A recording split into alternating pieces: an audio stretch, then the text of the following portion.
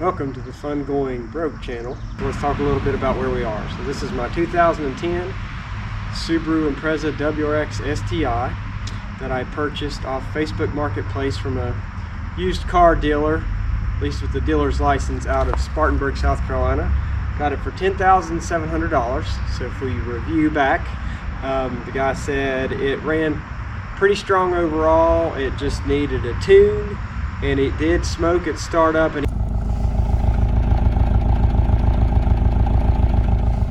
mechanic said that the oil leak is, sorry for cars, the oil leak is most likely coming from it having valve stem seals being bad, which I'm not familiar with, but looked that up, and that could be a $2,000 to $3,000 repair. He said compression was good, everything else great. Drove it a few days back to work and decided to the oil leak was pretty significant. It better not push my luck. Did some research, found a great mechanic that was well regarded, Boxer 4 Racing in Dale out of Marshall, North Carolina. He sends me back the compression test, cylinder 2 and 4. One's at 90 pounds, the other's at 65 pounds. He calls me on the phone. It's never good when your mechanic's trying to call you immediately on the phone. Tells me he recommends me just starting over with either a full rebuild. He tells me about an AEG build and how much that would cost, or sourcing another motor. I did not want to spend $20,000 extra on a $10,000 car. That's my third vehicle, so I said I'd find another motor. And if you watched the previous videos, I won't go into too much detail. I got the second motor.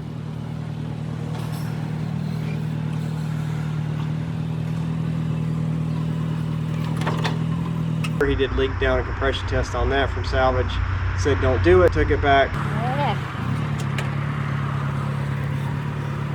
Got the third motor, and that guy is in.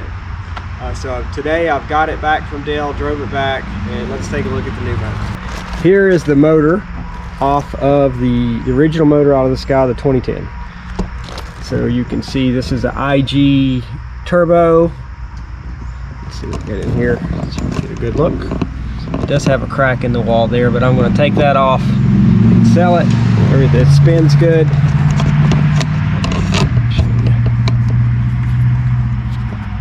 No issues with the turbo spinning up. As I'd mentioned previously, the guy I got the vehicle off of said it has a new timing belt, new head gaskets, new water pump, and if you look at it, it doesn't look like anything's been off on this. So this engine is a 2020 with 40,000 miles of it. I found on eBay, and this has the RA block, so this was one that he said it was highly recommended. This is actually the intake off of the old motor, the 2010 motor, original top mount cooler, but everything else is from the new motor, or quote unquote my new motor. So now this guy has a 2020 motor with 40,000 miles on it. It has a brand new battery, it has a brand new clutch, brand new CSF radiator, has a cylinder 4 mod, and hopefully it'll be good to go for a while. So I'll take this for a spin and show you how it runs.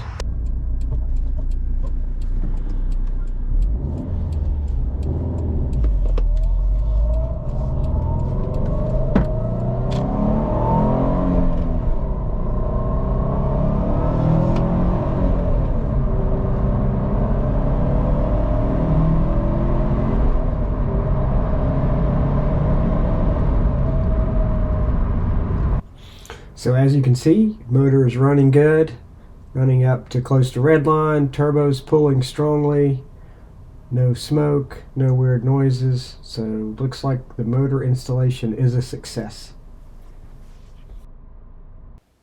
So let's take a look at how much money I've spent, and you can tell me in the comments if you think it was right that I named this thing the Blue Mistake, or if I came out okay with what I've spent and where I've ended up with the car.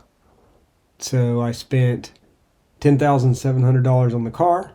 I spent $369 on the initial diagnostics to find out that the motor was bad with leak down and compression test.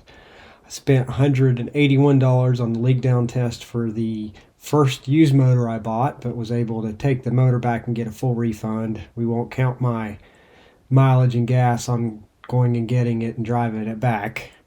I spent $7,392 total on the motor with eBay with sales packs and shipping, and then spent a total of $5,288 on the Cobb, brand new Cobb downpipe. That's a catted downpipe.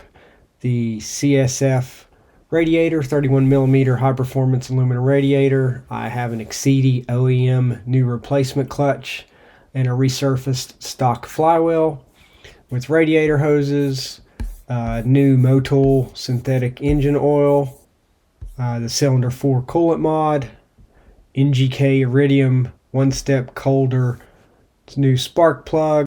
I have a Superstart Extreme battery with 640 cold cranking amps, new thermostat, new coil packs, 27 hours total of labor.